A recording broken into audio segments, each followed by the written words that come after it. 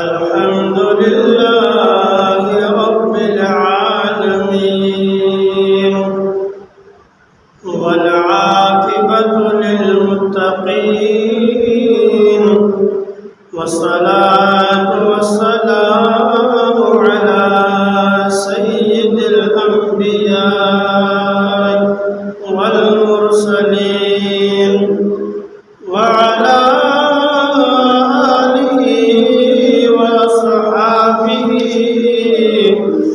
وأهل بيته وأولياء أمته أجمعين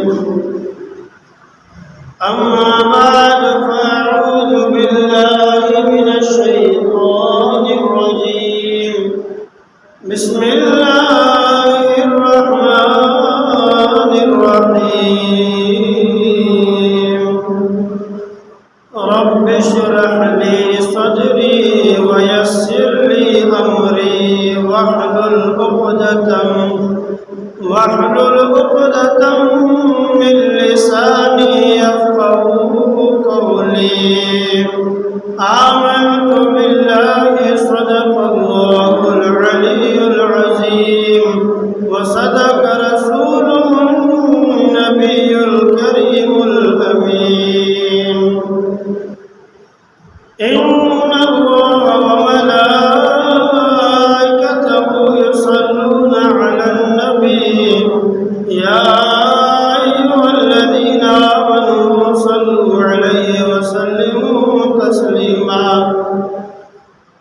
اللهم صل على سيدنا ومولانا محمد وبارك وسلم صلى الله عليك يا رسول الله وسلم عليك يا حبيب الله صلى الله عليه وسلم برادران اسلام सामईन हजरात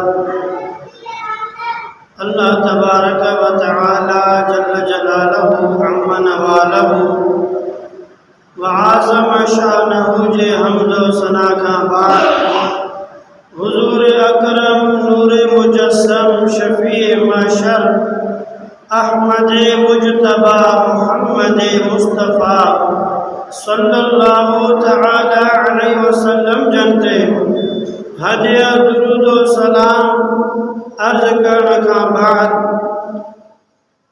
अजीज दोस्तों अजो मौजू अज गुफ्तगू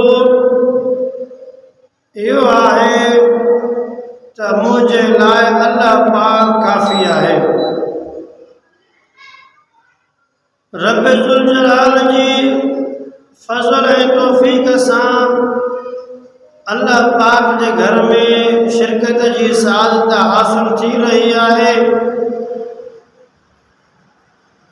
दुआ है खालिक कायनात जल्ल जलालहू असां सभिन के कुरान और सुन्नत जो फहम अता फरमाए ऐं कुरान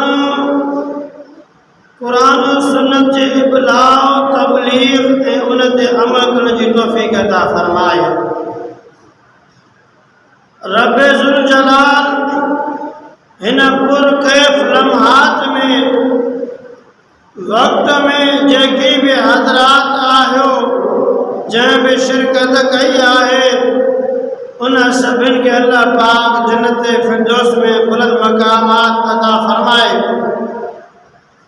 असांजो ही दर्स निहायत अहम मौजू थी रहो है ऐं मां सम्झां थो त असां झुत ऐं हम अक़साम सामईन हिन गुफ्तगू के समात कंदा ऐं सभु ॻाल्हियूं छॾे करे गौर ऐं तवज्जो सां ही गुफ्तगू के ॿुधंदा त इंशाअल्लाह तआला उम्मीद आहे त उनखे ज़रूर फ़ाइदो थींदो।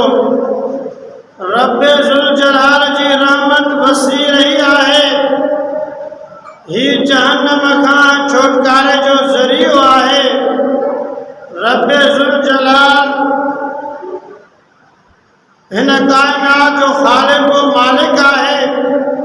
हू वहदहू ला शरीक आहे। हू वाजिबुल वजूद आहे। हू इबादत जो मुस्तहिक आहे। हू हिन कायनात जो मुदब्बिर आहे ऐं उहो ई हिन में मुतसरिफ़ बिलज़ात आहे। अगर उनजो हुक्म न आहे त काई ज़ात पतो भी नथी हलाए सघे। रब्बे ज़ुल जलाल पंहिंजे बाननि खे पंहिंजे बार सिफ़ात जो मजाज़ी मज़हर बणायो आहे। ख़ालिक़ कायनात जी ॾिनी हुई तौफ़ीक़ सां ऐं अल्लाह जी ॾिनी हुई कुदरत सां हू जंहिं वक़्तु मजाज़ी सिफ़ात मज़हर थींदा आहिनि त उन जे तरफ़ तवजह हक़ीक़त में अल्लाह ई जे तरफ़ तवजह थींदो आहे ऐं उन जे कंहिं कम खां थी करे गुज़रण जे बारे में जेको अक़ीदो आहे उहो हक़ीक़ी तौर ते अल्लाह तबारक व तआला जे कुदरतुनि ऐं अल्लाह पाक जे ताक़त जे बारे में अक़ीदो थींदो आहे। हिन सिलसिला में कुरान मजीद बुरहान रशीद के पेश कंदे मफ़हूम ते वार कयो वेंदो आहे ऐं पंहिंजे ग़लति नज़रियात खे कुरान मजीद जे पर्दे में चुंबड़ण जी कोशिश कई वेंदी आहे त हिन जे लाइ असां सिर्फ़ इज़हार हक़ जे लाइ कंहिंखे साड़ण जे लाइ न बल्कि कंहिंखे सम्झाइण जे लाइ ऐं हक़ जी रोशनी फैलाइण जे लाइ ऐं हक़ जो परचम लहराइण जे लाइ इहा सॼी आयात उन वक़्तु इंशा अल्लाह ताला तिलावत कंदासीं ऐं पोइ उनजो पस मंज़र ऐं क़ुरान मां ई उनजो मफ़हूम जो ख़ुदि क़ुरान उनखे वाज़े करे थो ऐं उनखे बयान कंदे के अहिड़ा हज़रात जंहिंखे काई फ़िक्री उलझन आहे या जो कंहिंजे तरफ़ भी कंहिं गुमराही गली में दाख़िल थी चुका आहिनि त उन्हनि खे दावत आहे अॼु ई न जेसि ताईं इंशा अल्लाह ही पैगाम आवाज़ जी सूरत में या किताब जी सूरत में हलंदो रहंदो अल्लाह जे फज़ल सां हिदायत जो सामान मुयसर कंदो रहंदो।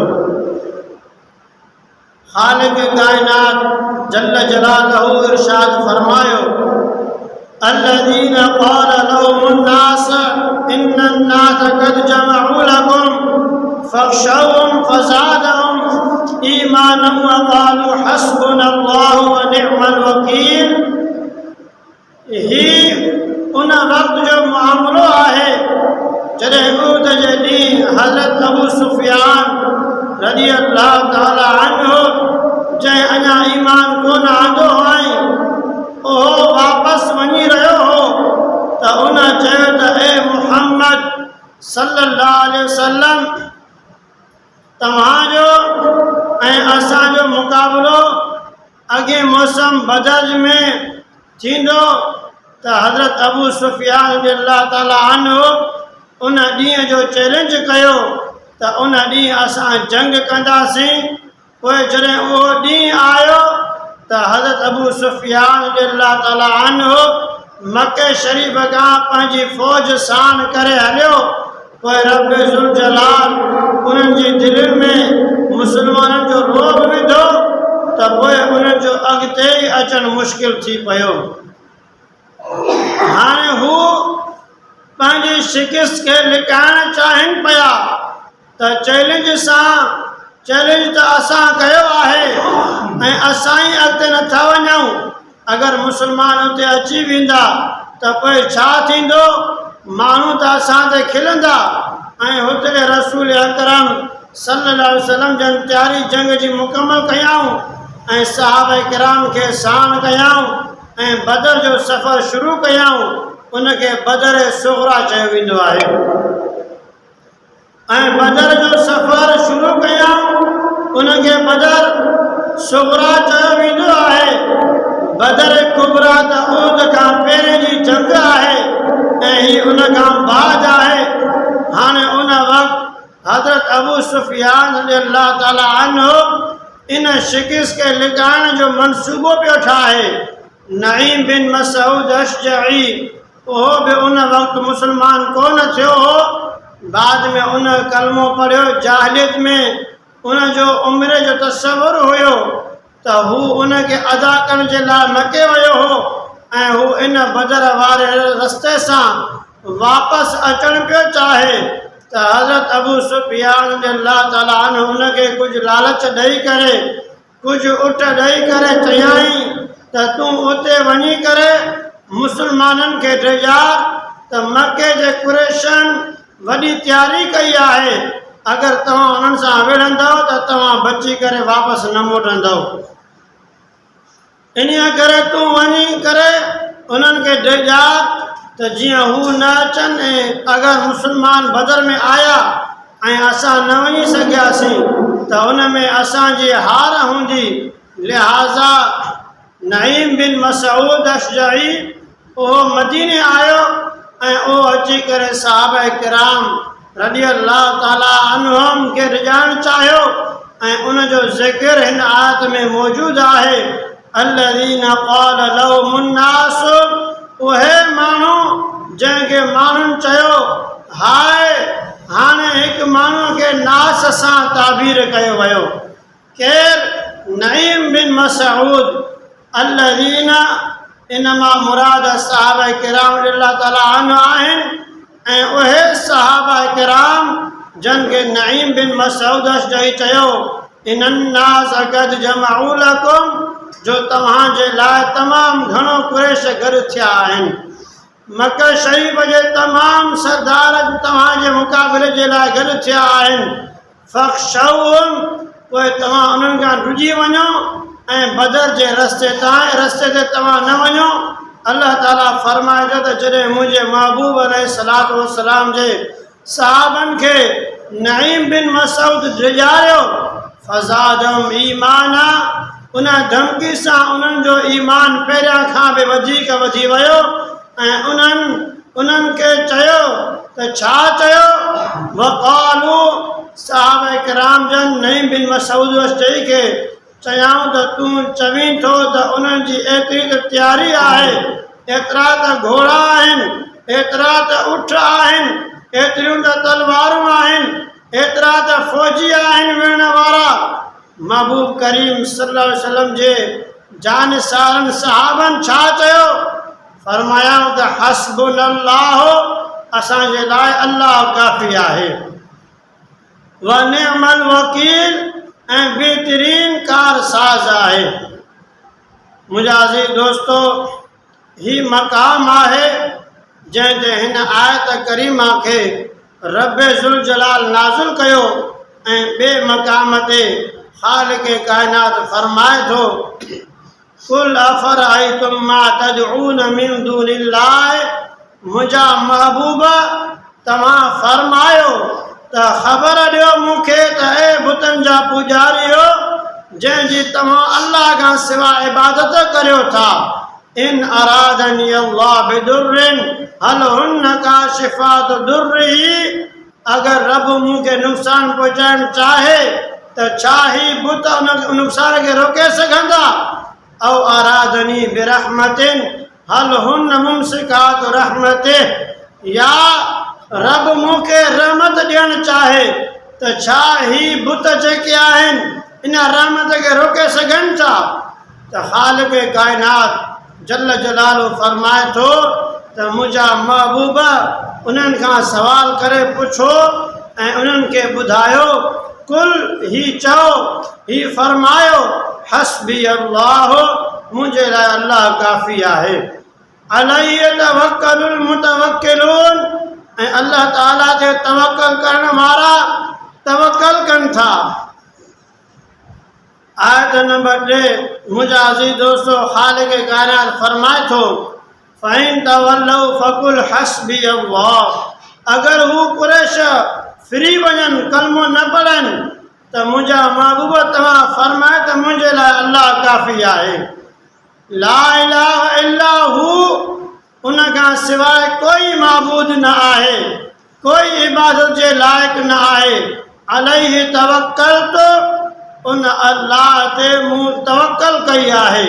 वहुव रब्बुल अर्शिल अज़ीम, ऐं हू रब अर्श अज़ीम जो आहे। वरी इरशाद बारी तआला आहे, ख़ालिक़ काइनात फरमाए थो, वमन यतवक्कल अलल्लाह वमन यतवक्कल अलल्लाह फहुव हस्बुहु, ऐं जेको रब ज़ुल जलाल ते तवक्कल करे थो त अल्लाह पाक उन जे लाइ काफ़ी आहे। अलैहिस्सलाहु बिकाफ़िन अब्दहु, छा अल्लाह पाक पंहिंजे बाने जे लाइ न आहे? हिते इस्तिफ़हाम इनकारी आहे, यानी अल्लाह पंहिंजे बाने जे लाइ काफ़ी आहे। हीअ आयत जे अमूमी तौर ते पेश कयो वेंदो आहे ऐं हिन मां ही तासुर ॾियण जी कोशिश कई वेंदी आहे त शायदि रसूल अकरम सल्लल्लाहु अलैहि वसल्लम जंहिंजे तरफ़ मुतवजे थियनि हिन आयत जे ख़िलाफ़ वर्ज़ी आहे। इहा सोच ग़लति आहे। हर्फ़ या सां गॾु नबी करीम सल्लल्लाहु अलैहि वसल्लम जन खे निदा करणु ऐं मदद घुरणु ऐं पोइ औलिया मलाइका या शुहदा खे रब्बे ज़ुल जलाल जी अता ऐं इज़्न सां बेमुश्किल कुशा या हाजत रवा मञणु हिन आयत जे ख़िलाफ़ वर्ज़ी आहे। ऐं ही ॿुधाइण जी सम्झाइण जी हू कोशिश कंदा आहिनि त इहा ग़लति सोच आहे त मुंहिंजा अज़ीज़ दोस्तो, हीअ आयतूं जेकी मूं तव्हांजे साम्हूं पढ़ियूं आहिनि उन्हनि जी विज़ाहत ऐं तशरीह जेका ख़ुदि आयात क़ुरान मां पेश करे हिन ॻाल्हि खे ज़ाहिर करणु चाहे थो त हीअ आयतूं जेकी मफ़हूम मतिलबु खयूं बीठियूं आहिनि, इन जी रोशनी में अगरि कोई शख़्स रसूल अकरम सल्लल्लाहु अलैहि वसल्लम जंहिंजी ज़ात मुतहर जे तरफ़ मुतवजे थिए थो ऐं अल्लाह पाक जी ॾिनी हुई तौफ़ीक़ ऐं कुदरतुनि सां सरकार दो आलम सल्लल्लाहु अलैहि वसल्लम जन खे अल्लाह ताला जी मदद जो मज़हर मञे थो या अल्लाह ताला औलिया किराम खे रब ज़ुल जलाल जी कुदरतुनि जो मज़हर मञी दे उन जे तरफ़ मुतवजे थिए थो त उहो हरगिज़ हिन आयतुनि जे ख़िलाफ़ वर्ज़ी नथो करे, बल्कि अल्लाह पाक जे काफ़ी हुजण जो मतिलबु हीअ आहे त ख़ालिक़ काइनात जल जलालहू कुदरत कामिल आहे, पर अल्लाह तबारक व तआला पंहिंजे बाननि जी मदद कराए छॾींदो आहे। कुल हस्बी अल्लाह, मुंहिंजे लाइ अल्लाह काफ़ी आहे, या हस्बुन अल्लाह, असांजे लाइ अल्लाह काफ़ी आहे। हिन काफ़ी हुजण जे अंदरि ई उहे तमामु क़ुवतूं मौजूदु आहिनि जंहिं रब ज़ुल जलाल जंहिंखे अल्लाह पाक तौफ़ीक़ अता फ़रमाईंदो आहे।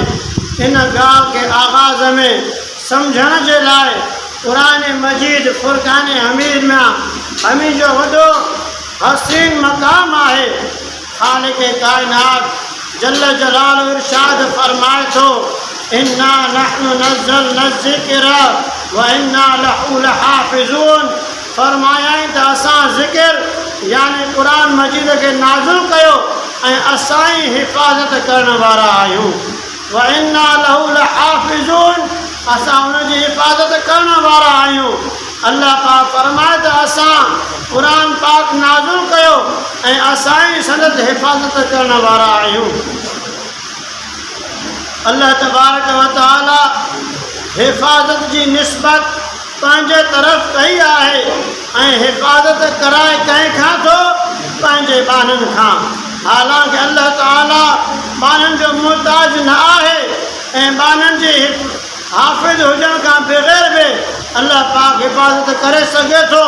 क़ुरान जी हिफ़ाज़त जो ज़िम्मो रब पाक खयों आहे। अल्लाह पाक हाफ़िज़ आहे, पंहिंजे बाननि खे हाफ़िज़ बणाए करे हिफ़ाज़त कराए थो।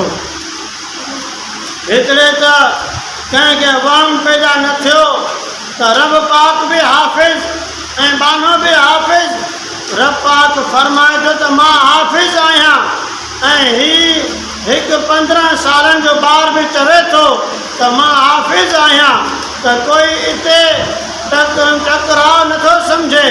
इन वास्ते इन जे लाइ जो हीअ हाफ़िज़ पाण कोन बणियो बल्कि हुनखे रब पाक बणायो। हालांकि लफ़्ज़ हाफ़िज़ कोई मामूली लफ़्ज़ न आहे, तमामु वॾो मनसब आहे, तमामु वॾो शान वारो आहे। हाफ़िज़ हिफ़ाज़त करण वारो त अल्लाह पाक पंहिंजी हीअ सिफ़त बयानु कयाई ऐं हसर सां गॾु व इन्ना लहू लहाफ़िज़ून, असां ई उनजी हिफ़ाज़त करण वारा आहियूं। त जॾहिं रब ज़ुल जलाल फरमायो त असां हिफ़ाज़त करण वारा आहियूं त हाफ़िज़ हुजणु विसिफ़ आहे ऐं हिकु शान आहे, हिकु मर्तबो आहे। हीउ अल्लाह जो शान आहे ऐं मामूली शान न आहे, तमामु वॾो शान आहे। अलैहिस्सलाहु बिकाफ़िन अब्दहू, छा अल्लाह पंहिंजे ॿारनि जे लाइ काफ़ी आहे? त अल्लाह पाक फरमाए थो त मां काफ़ी आहियां। त हाणे रब ज़ुल जलाल काफ़ी आहे त उनजी किफ़ायत जो ई मतिलबु आहे त रब पाक पंहिंजे कुझु ॿारनि खे हीअ ताक़त ॾेई छॾी आहे जो ज़िंदगी में माण्हुनि जी मदद कनि था। ऐं कुझु अहिड़ा आहिनि जो रब पाक जे नूर सां ईअं मुनवर रोशन थी वेंदा आहिनि जो विसाल खां बाद बि उन्हनि में उहा सलाहियत मौजूदु आहे।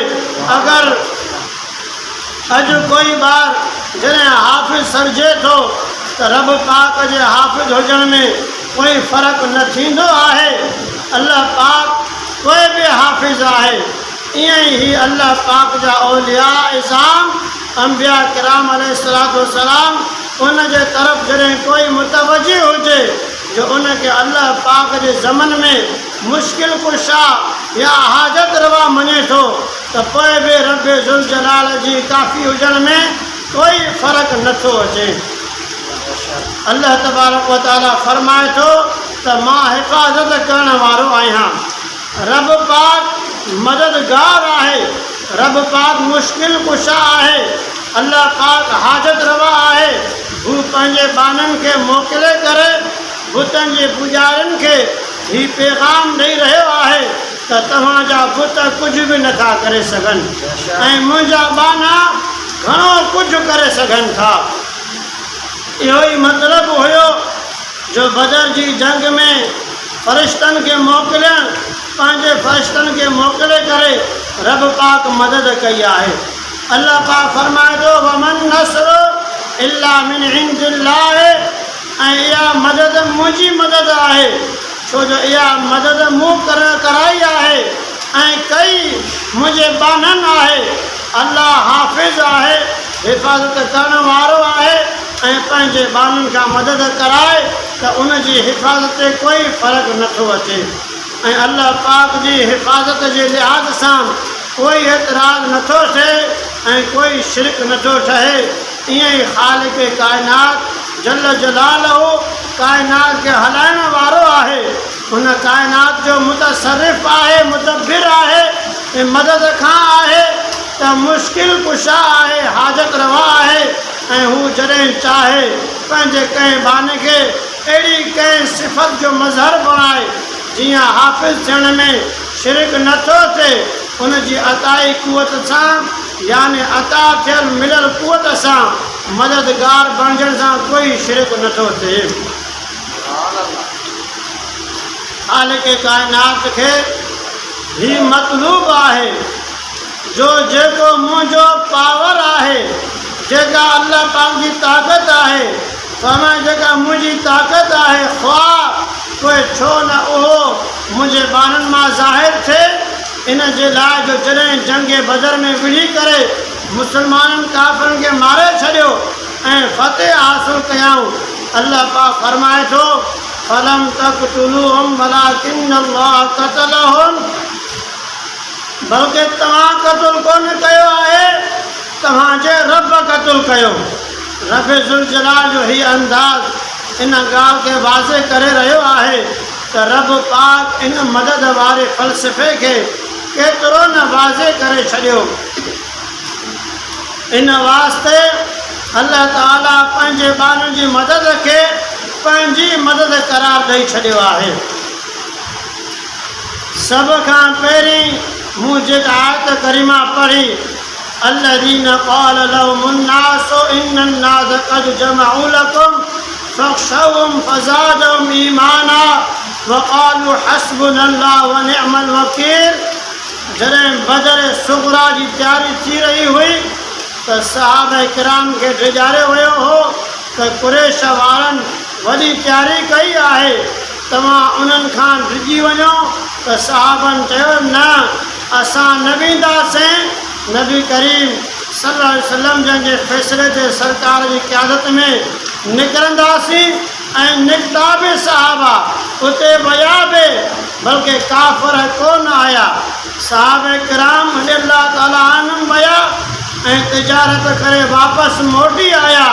हाणे जॾहिं सहाबा किराम खे ॾिॼारियो वियो हो त सहाबा किराम जवाब में फरमायो हो, हस्बुनल्लाह, असांजे लाइ अल्लाह पाक काफ़ी आहे। सभ खां पहिरियों पाण करीम सल्लल्लाहु अलैहि वसल्लम जन फरमाए रहिया आहिनि त मुंहिंजे लाइ अल्लाह काफ़ी आहे।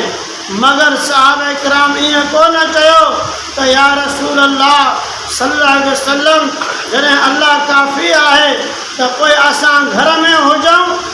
न, सहाबा बि गॾु निकिता ऐं साहबनि खे गॾु खयो अथऊं, गॾिजी हलिया आहिनि त मालूम थियो त अल्लाह पाक काफ़ी आहे। जो तालुक़ बुतनि सां आहे, बुतनि जे मुक़ाबले जी ॻाल्हि थी रही आहे, ऐं हू कुफ़ार मक्का कुरैश आहिनि, उन्हनि जा बुत उन्हनि सां गॾु हूंदा ऐं हू बुतनि जा पुजारी आहिनि। हू जेतिरी बि तयारी कनि, काई ॻाल्हि कान्हे, छो जो असांजे लाइ अल्लाह पाक काफ़ी आहे। हाणे अल्लाह काफ़ी आहे, इहो बि नारो लॻी रहियो आहे ऐं वञणो बि सभिनि खे आहे। कोई बि पोइ ते नथो हटिजे, सभिनि खे वञणो आहे। हिन आयत इहो साबित करे ॾेखारियो त सहाबा किराम रज़ी अल्लाह ताला अन्हु जो यकीन हुयो अल्लाह काफ़ी आहे। हालांकि अल्लाह पाक ही मदद बि करे सघे पियो त सिर्फ़ु हिकु मुक़ाबले में हलियो वञे हा ऐं उहो हज़ारनि काफ़िरनि ते भारी हुजे हा,